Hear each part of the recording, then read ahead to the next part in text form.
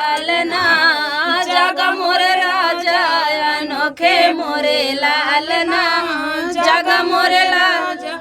ओ सासू आई देवता मनन को सासू आई देवता मनन को ओ मांगई पियरी हम जानी मुंगरी पीटन वाला मुंगरी दैद मोरे राजा पीटन वाला मुंगरी दैद मोरे राजा अनोखे भये लालना जागा मोरे राजा अनोखे भये लालना जागा मोरे राजा।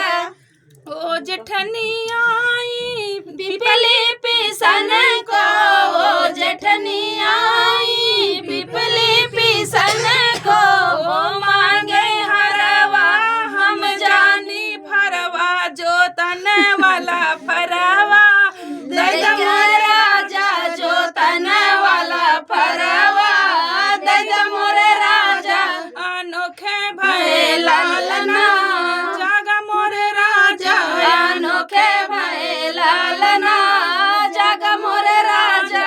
ओ ननदी आई कजरा रचन को ननदी आई कजरा रचन को ओ मांगे कंगना हम जानी अंगना ओ सारे वाला अंगना दैद मोरे राजा ओ सारे वाला अंगना दैद मोरे राजा अनोखे भये लालना जागा मोरे राजा अनोखे भये लालना जागा मोरे राजा।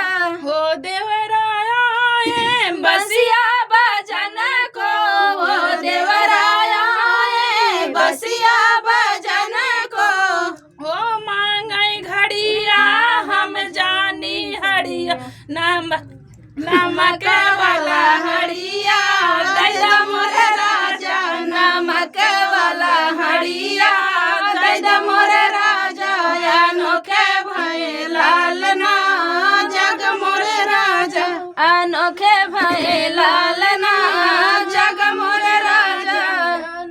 तो फ्रेंड इनका गीत कैसा लगा कमेंट बॉक्स में बताइएगा।